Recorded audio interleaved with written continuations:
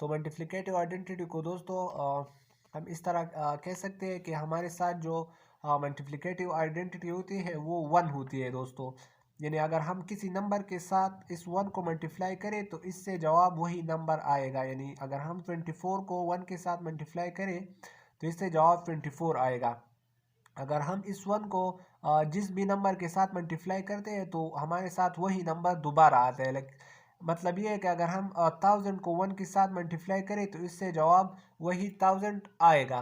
तो अब हम इसको मैट्रिसेस में अप्लाई करते हैं कि अगर हम इस आइडेंटिटी मैट्रिक्स को जो है वो मल्टीप्लाई करते हैं इस ए मैट्रिक्स के साथ तो इसका आंसर जो होगा वो यही ए मैट्रिक्स जो है वो दोबारा आएगा। इसको हम आइडेंटिटी मैट्रिक्स कह सकते हैं कि जिसकी मेन डायगोनल पर 1 1 हो और बाकी एलिमेंट 0 हो दोस्तों, तो इसको हम आइडेंटिटी मैट्रिक्स कहते हैं। अब हमें ये क्वेश्चन दिया गया है तो इसको हम लिखते हैं दोस्तों। यहाँ पर हम सोल्यूशन लिखेंगे और इसको हम प्रूव करेंगे कि इस आइडेंटिटी मैट्रिक्स को जब हम ए मैट्रिक्स के साथ मल्टीप्लाई करेंगे तो हमारा जवाब वही ए मैट्रिक्स होगा।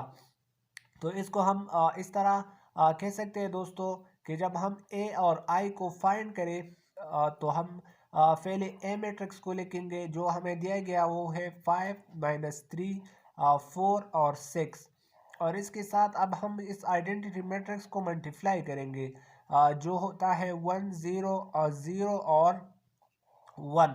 तो दोस्तों इसको अगर हम देखें तो हम इसको इस तरह मल्टीप्लाई कर सकते हैं कि पहले वाले रो को हम मल्टीप्लाई करेंगे इस कॉलम के साथ, फिर इस रो को हम मल्टीप्लाई करेंगे इस कॉलम के साथ, फिर इस रो को इस कॉलम के साथ और इस रो को इस कॉलम के साथ।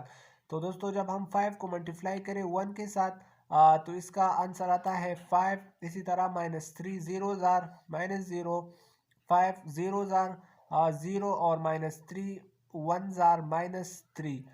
दोस्तों अब सेकंड रो की बारी है तो इसको हम फर्स्ट कॉलम के साथ पहले मल्टीप्लाई करेंगे और फिर सेकंड कॉलम के साथ। तो 4 1 जार से 4, इसी तरह 6 0 जार से 0, इसी तरह 4 0 जार 0 और 6 1 जार +6। तो दोस्तों अगर हम इसको देखें तो इसका जो आंसर है वो है 5 -3, इसी तरह 4 और 6। तो दोस्तों अब हम अगर इस ए आई यानी हमने मल्टीप्लाई किया, अब अगर हम इस मैट्रिक्स को देखें दोस्तों तो ये हमारे साथ एग्जैक्टली वही मैट्रिक्स है जो हमें क्वेश्चन में दिया गया है। यानी अगर हम इस मल्टीप्लिकेटिव आइडेंटिटी मैट्रिक्स के साथ जो भी मैट्रिक्स मल्टीप्लाई करेंगे इसका जवाब वही मैट्रिक्स दोबारा होगा। तो इसको जो है multiplicative identity in a matrix जो है कहते हैं।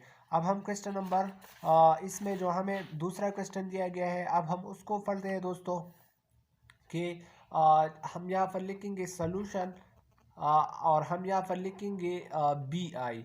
यानी हम बी मैट्रिक्स के साथ आइडेंटिटी मैट्रिक्स को मल्टीप्लाई करेंगे तो हमारे साथ जो बी मैट्रिक्स होगा वो दोबारा आएगा। तो यहाँ पर है 2 8, इसके साथ हम इस आई वाले मैट्रिक्स को मल्टीप्लाई करते हैं। यानी आइडेंटिटी मैट्रिक्स बराबर होता है 1 0 और 0 1 के। तो इसको वही सेम वाला प्रोसेस हम दोहराएंगे दोस्तों। बी आई को हम फाइंड कर रहे हैं इस रो को पहले इस कॉलम के साथ मल्टीप्लाई करेंगे और फिर इस कॉलम के साथ, यानी वही सेम वाला प्रोसेस है।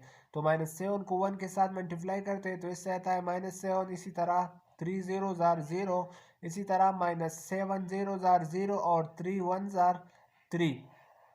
अगर हम यहाँ पर देखें दोस्तों तो 2 1 जार 2 और इसी तरह 8 0 जार 0, इसी तरह 2 0 जार 0 और 8 1 जार से आंसर आता है 8।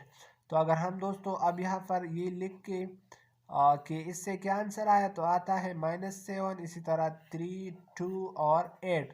तो अगर हम इस मैट्रिक्स को देखें दोस्तों तो ये एग्जैक्टली बराबर है उस बी मैट्रिक्स के।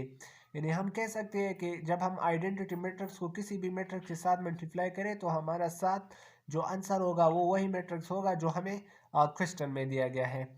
तो दोस्तों इसको हम कह सकते हैं एडिटिव आइडेंटिटी